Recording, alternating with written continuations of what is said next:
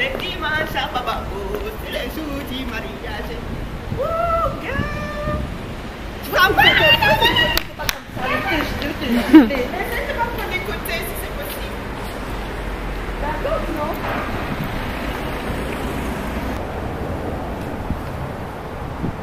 Moi après je veux une photo au milieu de la rue comme ça. Au milieu de la rue.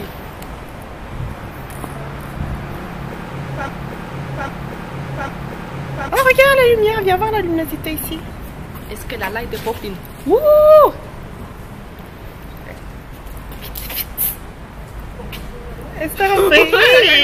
Elle est toujours en train de regarder les gens. Ok. Bon, maintenant on doit se grouiller. J'espère qu'on va au moins arriver avant 4 heures.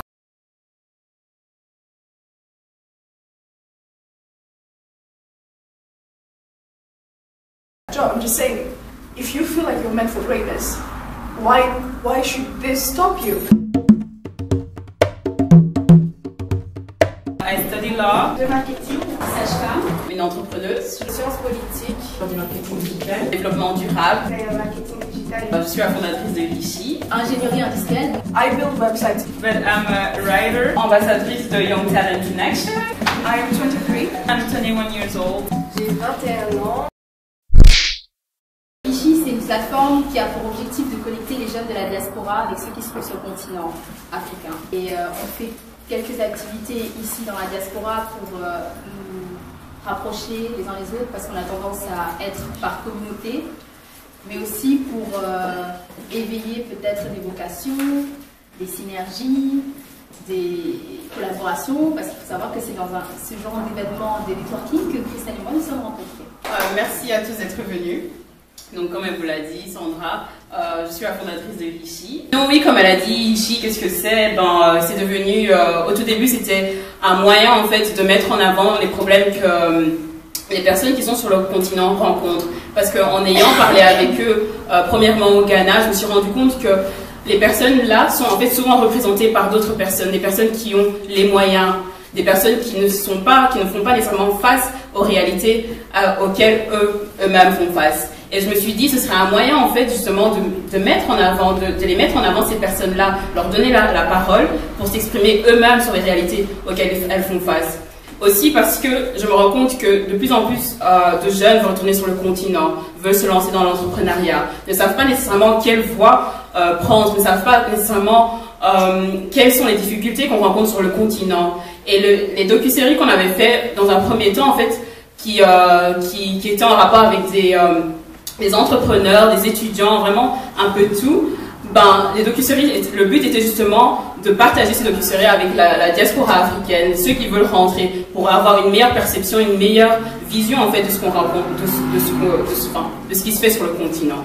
Donc voilà, je vais m'arrêter là et je pense que tout au long de l'aventure, on n'aime pas trop en dévoiler sur Vichy, on aime bien rester discret et dévoiler petit à petit.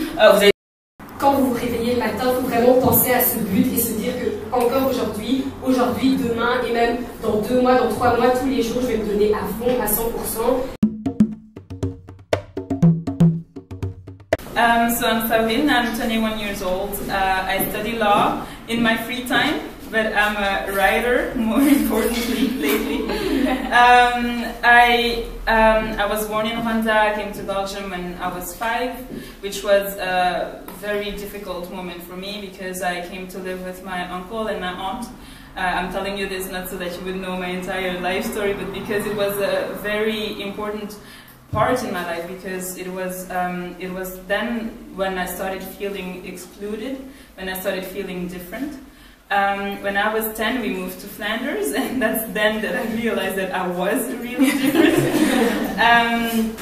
I also started struggling with depression at that time in my life, and that led me to writing, because I found great escaping in writing. When I was 14, I wrote and finished my first book. After that, I started writing a second book that I still haven't finished.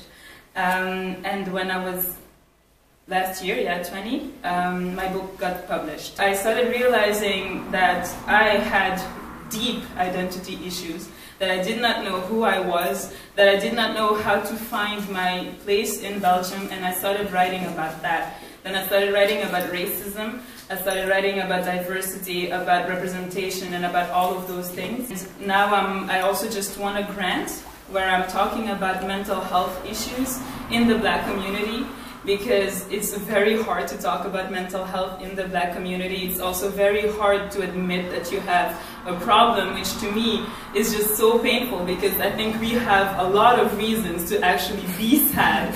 And with the oppression that we still face daily as Black women, there are so many things that we have to overcome every day. There are so many things that I have to overcome to get out of bed every day. So now I am focusing on mental health, but also a lot on representation, because I think that we matter and we should be seen and our voices should be heard. I'm originally from Kenya, but I was adopted and raised by a Swiss couple, white people. Sorry, I was told I was racist, but anyway. But growing up, I actually never identified as a Black person, because my mom told me, I asked her, why are we different? Why don't I look like you? And she told me that you are like a chicken. I kept you in the oven for too long and then you became brown. And growing up in Switzerland, there are not a lot of Black people, especially the German side. The French side there are more, but in the German side there's not. So I would see a Black person, but I would never identify with them. Like, I'm not them, I'm Swiss.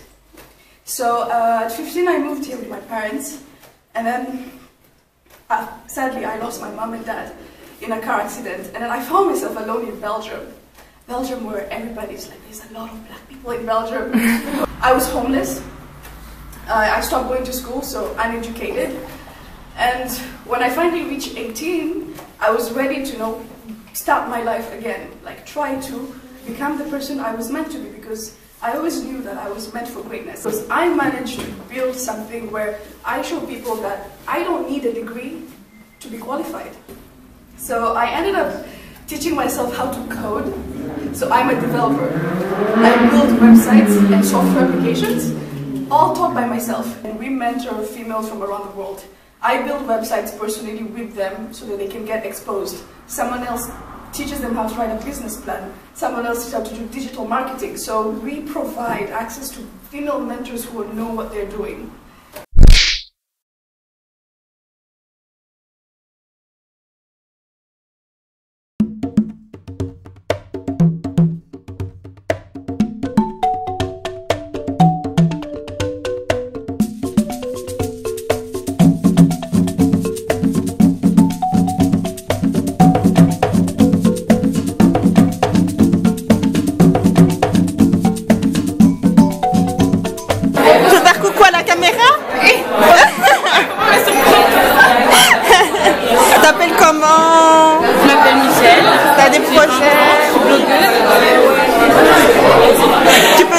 Instagram ou quoi si tu veux.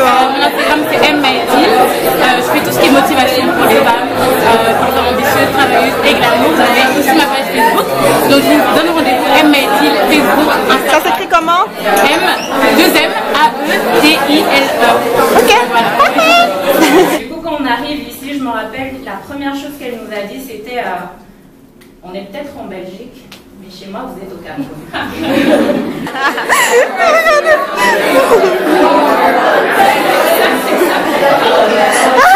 Donc, vous verrez des petites filles qui sont en train de discuter avec leur maman. Moi, je me souviens à l'époque, tu vas discuter avec ta mère.